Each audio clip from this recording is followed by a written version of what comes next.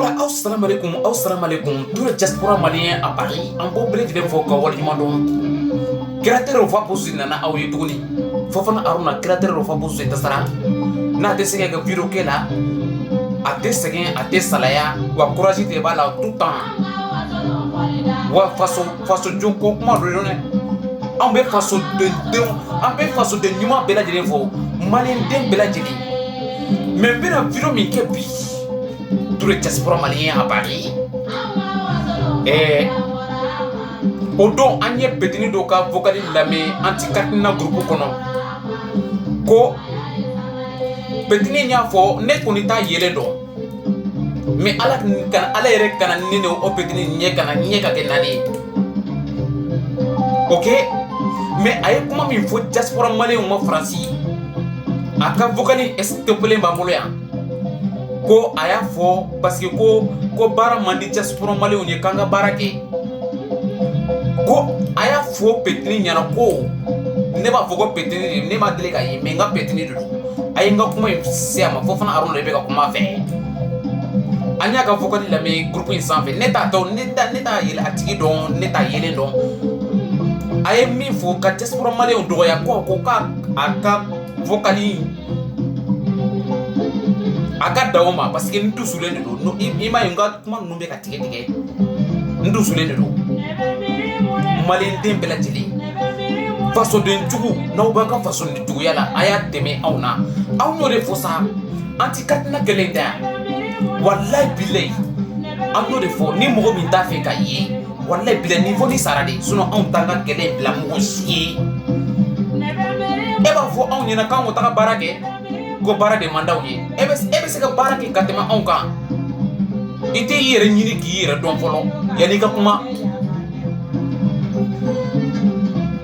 mo mi be ka kuma fe ta ti sudon ne de fo fana arona de be ka kuma fe aw be nga video partager ka la sema akanga video laje mo be te kele nyere aw be nga video ta ka nyesi ka envoyer petini ma ko aka sabali na be kuma fo aka kuma fo taw don kuma mayne kuma be adama de ndundi bon amba nyina fe na disiga on de ma anga gelela na ba ka faso de tuya la faso de tuya aka asembo diaspora malien sena sino ambe boko sorala o mo de duni to ko sanfe mi be se bo boy bo la fana ko aka to na ma to na nya blakoro atsekata o de la kankari la kanedu o benga video la sema ko aka to anye belatele vocali la me on te ka galon fo wo vocali mbe mbolo ya alibi netene boné ika koy e resources sans fait neta fe ki don wa ni ma to ambe bo sori la kasoro anyema da nyoko ka ereplo ibato ni ya to o dakadi la kosobe adakadi ede lay ok point ni ya me orido ni ma me fana ibi continuer ni e komi ye nyina ibi nay o de la tour diaspora mali ambo bele dire fo ambe faso de nyuma bele dire fo munu nyu faw nu bawdo munu bo boyro do ambo fo ko war nyuma do diaspora mali point fo be france anti carte na nyemo bele dire ambo fo la jinen fo anga continent nga kelela anta tabla fo ko ka bola fo fana aruna be ka video ke Paris le 25 juin 2021 à Paris. Merci beaucoup. Anga tegere nyogoma ni kele bekele ni mo mi ta fe ka ye il faut ni sara. Voilà. Au-delà, nga musique retigera ibaro ni musique tigera avec énergie de tigner là quoi. Neka musique neka video koro avec énergie de tigena mais et tu ban ni musique jora jo nga continuer doni malinde bela jili. Ani petini nga vocali lame anye petini nga vocali lame anga anti carte na groupe non kono ay mi fo diaspora malien ma ama biya mal doni ama biya ma diaspora malien ko nga foi ma neti donde ne ma dele ki yi mais ambe mi fo nyana ni be kuma ressources sans fait iki ka kuma chuwa o dudum ne afonga viru chamana nko adama don tekelinyi kuma kan jugo be fo do de mama mais ate do fo ate fo be ma quoi ne ya fo ku n'i y'a fɔ i ɲɔgɔnna tɛ aw fɛ yen mais n'i bɔra kɛnɛma i b'i ɲɔgɔnna ba tan de sɔrɔ n'i m'a to an b'a bila i kɔrɔ i tɛ se ka taa petit sabali n bɛ ka min fɔ ɲɛna sabali n'i tɛ sabali dɔn mɔgɔw ɲininka u bɛ sabali kɔrɔ f'i ɲɛna ne bɛ ko dɔn ka tɛmɛ i kan ne bɛ n yɛrɛ dɔn fana i ka vocal stoppilen b'an bolo yan vocal in tɛ supprimer jusqu'à n'an ka laɲiniw sabatira i ka ko parce que i b'a dɔn mɔgɔw dɔw bɛ yen adamadenw dɔw bɛ duniya kɔnɔ bamananw b'a fɔ u ka kuma dɔw la ko mɔgɔw dɔw bɛ yen u bɛ komi tikatɔli de adamadenw senkɔrɔ i ma olu kan ka bɔ adamadenw senkɔrɔ de quoi i ma mais an b'a ɲini a fɛ n'a bɛ a ka fasoden jugu ne t'a nɛni n'a bɛ a ka fasoden juguya la voilà a ka sen bɔ diaspora maliyɛnw sen kan sinon a da man d'a la ok voilà fo fana Aruna ka info de don ka lase tout le diaspora malien ma pareil an bɛ continuer an ka lutte la an bɛ diaspora malien bɛɛ lajɛlen fɔ Aras 24 b'o la Awa Ture b'o la Jeff Fussi la i ka foli bɛ yan Kasim Samaki bureau membre bɛɛ lajɛlen an b'o bɛɛ lajɛlen fɔ ka waleɲuman dɔn anti-Katina kɛlen de don Faransi an t'a bila o tuma na an bɛ ka kuma min fɔ o tɛ k'a mɛn de wa an ko an tɛ kɛlɛ in bila o tɛ k'o mɛn de wa bilahi an t'a bila non komi consulat mɔgɔw y'a fɔ k'u bɛna consulat dayɛlɛ an bɛna sigi ka consulat fana dayɛlɛli don lajɛ komi u y'a fɔ ko ni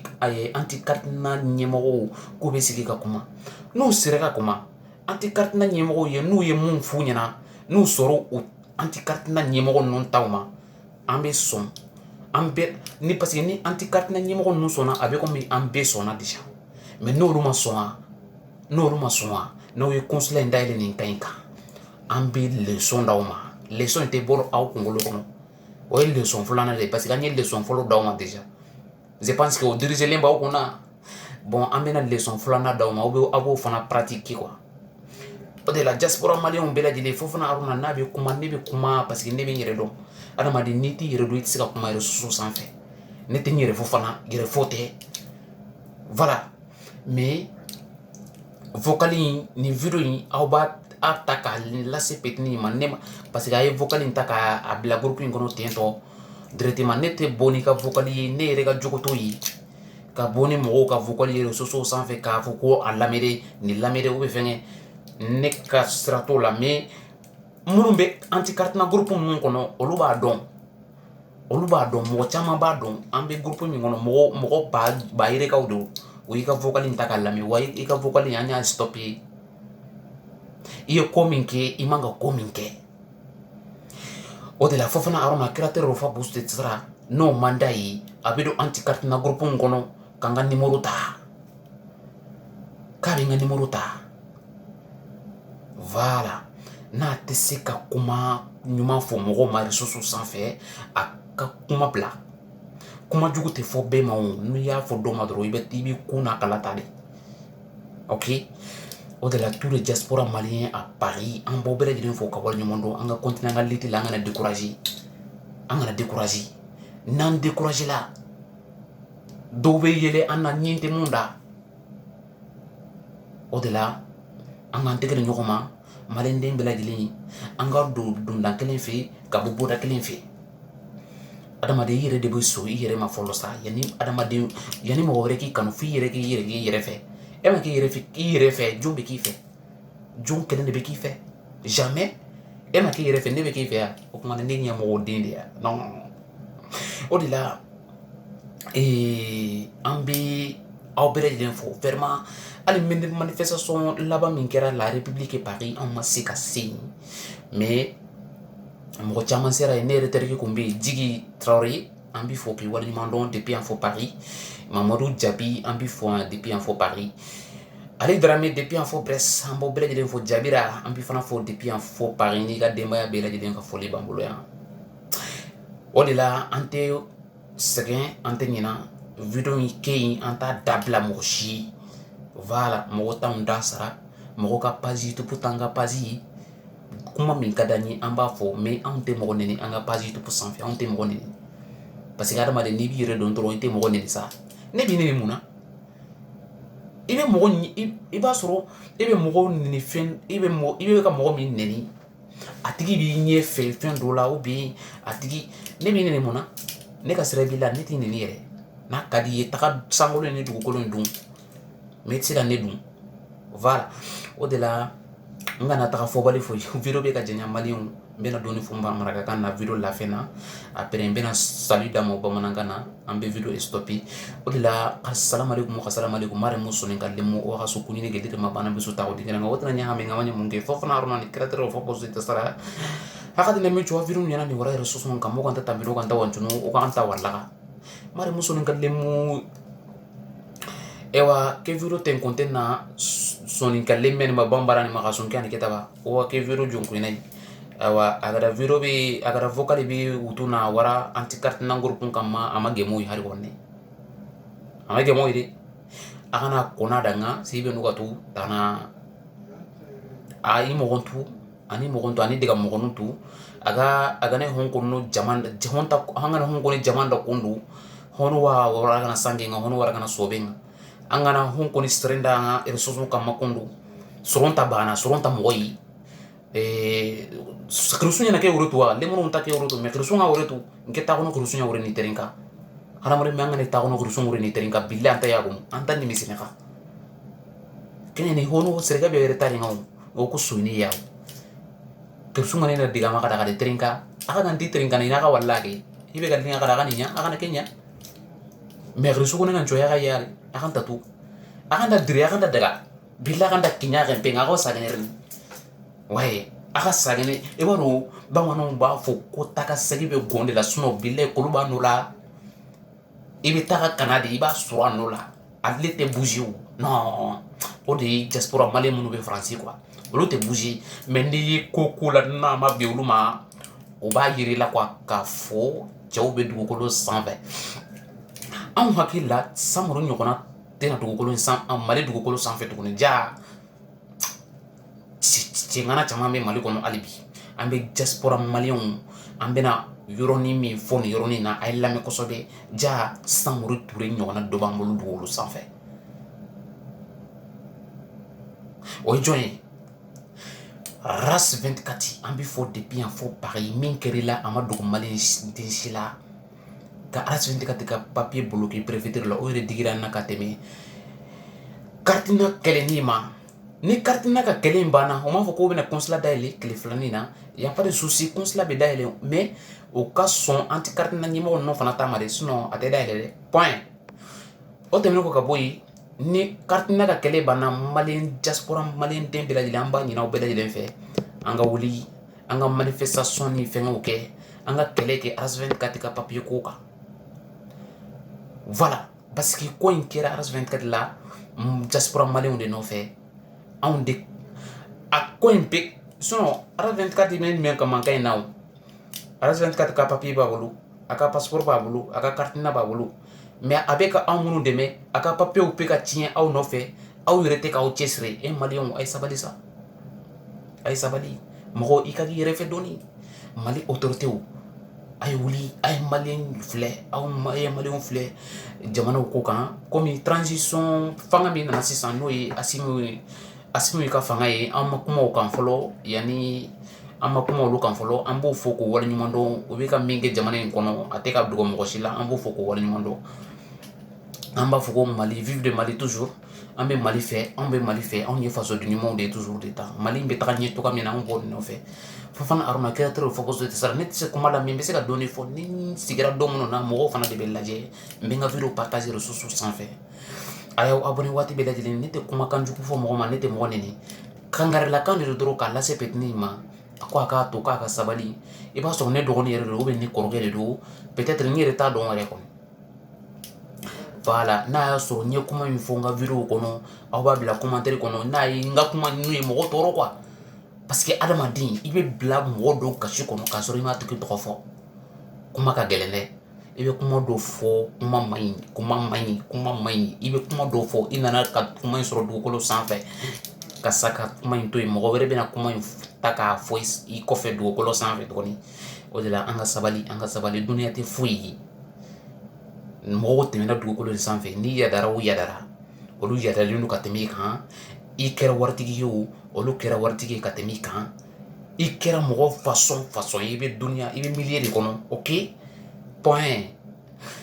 maliyɛnden bɛɛ lajɛlen an ka ɲɔgɔn lamɛn an ka to ɲɔgɔn ta la adamaden i kan ka to mɔgɔw ta la k'a fɔ ko ne t'a to mɔgɔw ta la e tɛ foyi dɔn i kan ka to mɔgɔw de ta la o de la adamaden bɛ na bolo de la adamaden bɛ taga bolo de la an b'a bangebagaw bɛɛ lajɛlen fo a cɛman n'a musoman bɛɛ an dɔgɔninw n'an kɔrɔmusow n'an dɔgɔmusow an b'a bɛɛ lajɛlen fɔ ne bɛ maliyɛnden bɛɛ lajɛlen de fɛ et puis Fofana Aruna n yɛrɛ bɛ lɛsi la tranquille quoi au-delà maliyɛnw n bɛna kuma jɔnya video bɛ ka janya an bɛna video in kɛ 17 minutes 17 minutes ma se toujours an kun ye 17 minutes de fɔ 17 minutes ma se an bɛ 15 minutes la o de n'o cɛ an bɛna an saraw bɛɛ lajɛlen na marakakan na ani bamanankan na mari musoni ka lemo n ci mɛ dinga he ko be kɔni bamanankan nin di a ka hoga bi hamu a nɔgɔ di parce que ada da hoy wa kan soni ka lemenga hakre wa kan soni ka lemenga ngara kan de ho kona da ba muku kini kenne barke yo ko ido bati kini agana Fofana Aruna video no partager resources no kama grand video man de mali ncham tenga Paris lenki ko taki et bon voilà grand video man de mali tampini ta wanchunu arno to do mi soni ka lemo vibre soni kara o de la bamananden bɛɛ lajɛlen n bɛna kuma bamanankan fana la ni yɔrɔnin na parce que bɛɛ tɛ marakakan mɛn Fofana Aruna a b'a yɛrɛ ka kan fɔ tɔgɔ min na n bɛ se ka bamanankan fana fɔ ten mali ka langue bɛ de ne ka langue n kɔni tɛ se ka bɛɛ fɔ mais n bɛ se ka caman fɔ voilà o de la maliyɛnden bɛɛ lajɛlen an b'a fɔ ko an bɛ video stoppé yan ni n ka kuma in ye mɔgɔ min tɔrɔ o tigi bɛ hakɛto bɛ kuma kan n bolo fila bɛ n ko ŋaraw ye mɔgɔw bɛ tɛ ŋaraw dɔn an bɛna ŋaraw expliquer aw ɲɛna video prochaine an b'u bolo fɔlɔ ba an ko ye ŋaraw ye ŋaraw bɛ yen olu bɛ dibi de kɔnɔ olu man ɲi dɛ o de la merci beaucoup an k'an tɛgɛ di ɲɔgɔn ma point final merci beaucoup vive le Mali vive la République merci beaucoup.